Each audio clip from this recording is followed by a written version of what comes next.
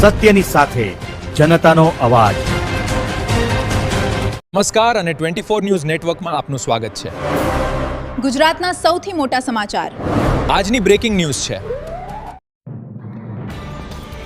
વાવથરા દેવગઢ ઠાકોર સમાજના બંધારણની અમલવારી સામે સવાલો। વિધવા માતાએ દિયોદર ડીવાયએસપીને કરી લેખિત રજૂઆત।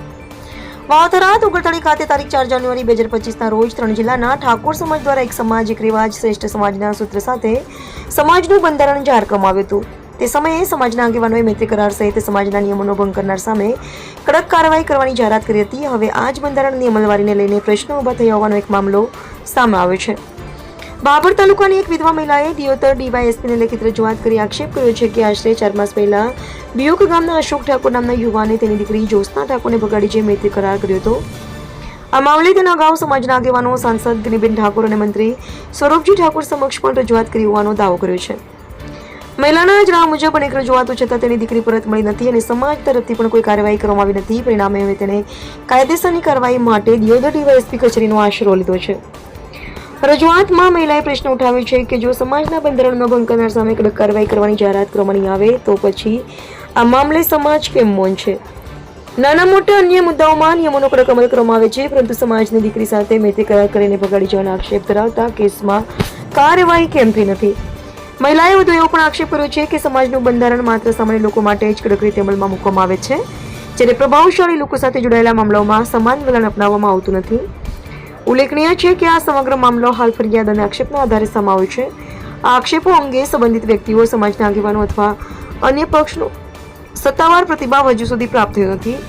તેમનો પક્ષ પ્રાપ્ત થશે તો તેને પણ સમાજ મહત્વ સાથે પ્રકાશિત કરવામાં આવશે।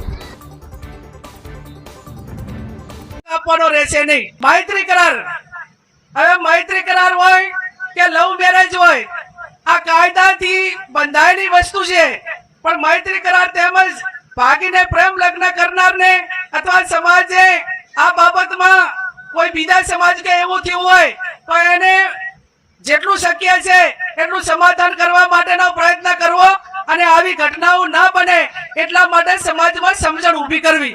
પ્રસંગોમાં નશાકારક વસ્તુનો ઉપયોગ કરવો નહીં। સમાજમાં કોઈ પણ અમારી છોકરીની વિવેકો વાળા અશોક કરછન પછી છુરા કરછન અમૃત કરછન અમારી છોકરીને થોડે દિવસથી ઉપાડી ગયા છે। એના 4 મહિના થયા એટલે પછી મેં એક એની અરજી પોલીસ સ્ટેશનમાં આલી। મારી અરજી કોઈ પોલીસ વાળે સાંભળી નથી। પછી અમે ગયા સ્વરૂપાએ અમને કોઈ જવાબ આપ્યો નહીં। તો પછી આજે હું દિયોદરમાં આવીશું તો પછી મને આ ગેનીબેને બંધારણ કર્યું હતું।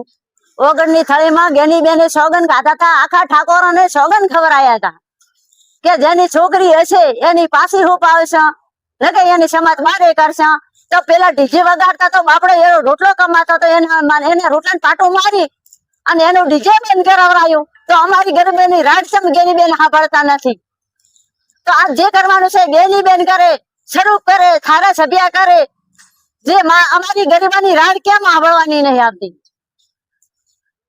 અને હું આ જોડી અને કહું છું કે મારી જેડી મારી કોઈ નથી। જે સરકાર છો તમે મારા માવતર છો અને આને મને કોઈ બી તમે આને મને નહીં લઈ આલો, કાં તો મારી છોકરી લઈ આલો, ન કે પાછા એને જેલમાં જિંદગી ભર જેલમાં સજા આલો।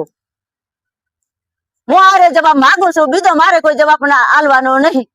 અને મારે છોકરાનું હાટું છે 10 લાખ રૂપિયા મારા ઓગણપરા વાળા માગે છે। હું 6,000 રૂપિયા લાઈન ભરું। મારી છોકરી ઓગણપરા પહેણાવેલી હતી, હાટામાં હતી।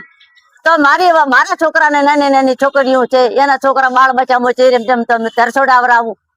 ઓગણપરા ગરીબ ઘર છે, મારું ગરીબ ઘર છે અને આ ભગાડ લઈ ગયો તો આની અમારે આટલા ગરીબાની રાહસ્યમ નહીં આવડતા। ભલે માથોડિયાની રાજ ના આપણે પણ મારા ગરીબોની અમારી લોકોની સરકાર છે આમ કે છે કે સરકાર જે આ સમાજ ગરીબાની છે તો ચાની છે। તો અમારા કને અત્યારે કે કમાઈને ખાવાના, મારા કને અત્યારે રોટલો ખાવાના નહીં, મારા કને રૂપિયા નહીં।